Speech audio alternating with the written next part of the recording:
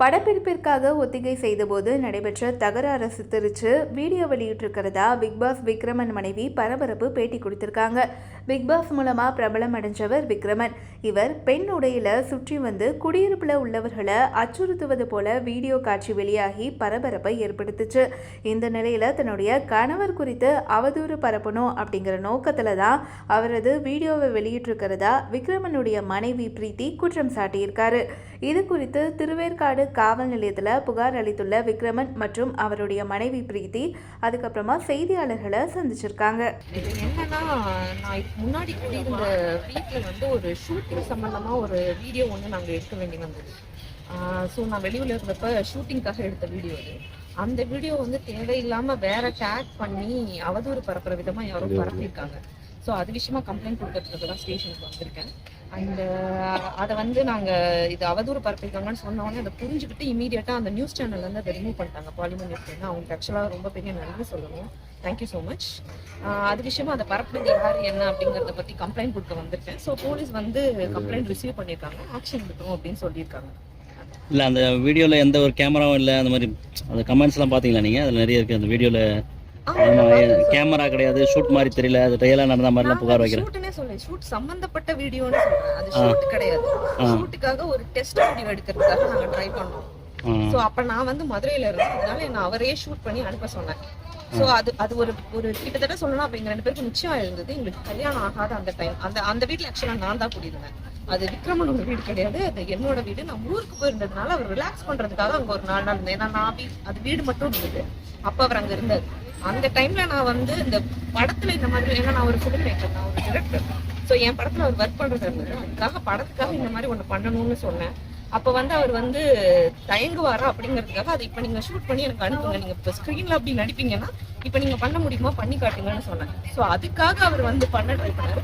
நான் சும்மா விளையாட்டா சொன்ன விஷயம், அப்படியே கீழே போங்க அப்படின்னு சொல்லி சும்மா சொன்னேன். அது போன உடனே உங்களுக்கு தெரியும்ல, நம்ம சமூகத்தில் வந்து ஒரு ஆண் வந்து அந்த மாதிரி வந்த உடனே இமீடியட்டாக உடனே உங்களை டிரான்ஸ்ஜெண்டர் நினச்சிப்பாங்க.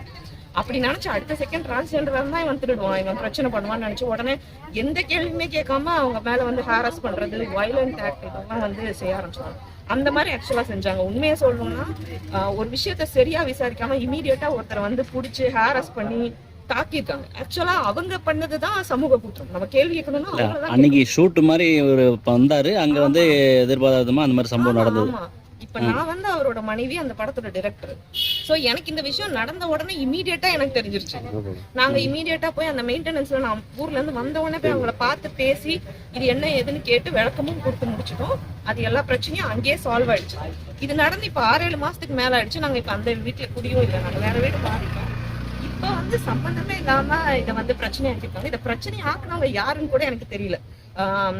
கேள்விப்பட்டது அது வேற ஒருத்தங்க ஆக்கினாங்கன்னு கேள்விப்பட்டிருக்கேன். அந்த பர்டிகுலர் நபர் வந்து யாருன்னே எனக்கு தெரியல. அவங்கள முன்ன பின்ன நான் பார்த்ததும் கிடையாது, அவருமே பார்த்தது கிடையாது. எதுக்காக தேவையில்லாம ஒரு பிரச்சனை பண்றாங்கன்னு தெரியல. நான் விசாரிச்ச வரைக்கும் நாங்க அங்க இருந்து காலி பண்ணிட்டு வந்தப்புறம் தான் இவங்க அங்க குடியே போயிருக்காங்க. அவங்க அந்த நிர்வாகத்தின் மேல ஒரு கம்ப்ளைண்ட் கொடுத்திருக்காங்க. அந்த கம்ப்ளைண்ட் சம்பந்தமா அதை ஸ்ட்ராங் பண்றதுக்காக, அந்த நிர்வாகத்தின் மேல தப்பு இருக்குன்னு காட்டுறதுக்காக சம்பந்தமே இல்லாம இந்த வீடியோ வந்து அவங்க யூஸ் பண்ணிருக்காங்க.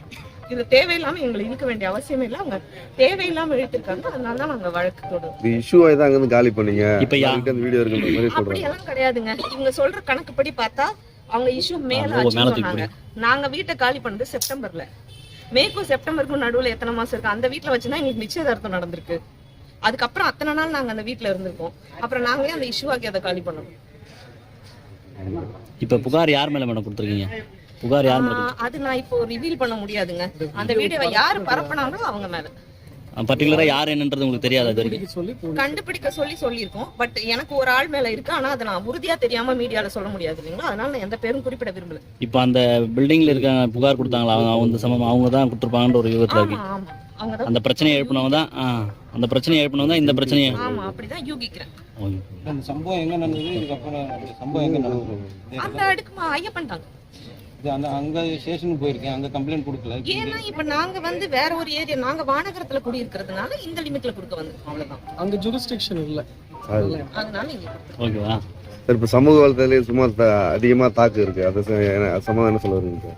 இது உண்மையா இருந்தாதான் அது சம்பந்தமா நம்ம வந்து ஃபீல் பண்ணணும். ஒரு நியூஸ் வந்தோம்னா அது உண்மையா பொய்யான்ற ஒரு எந்த ஒரு ஆதாரமும் இல்லாம அதை பத்தி அலசி ஆராயாம வந்து வேற வேலை இல்லாம கமெண்ட் பண்ணிட்டு இருக்காங்க. அதுக்கு நம்ம பதில் சொல்றதுக்கு ஒண்ணும் இல்ல. இல்ல மேடம், இப்ப ஒரு சமூகத்துல அவர் ஒரு முக்கியமான நபர். ஆமா, சரி, அது ஒரு ஷார்ட் பிலிமா இருந்தா அதுக்கான உபகரணங்களோடு அது பண்ணா பரவாயில்ல.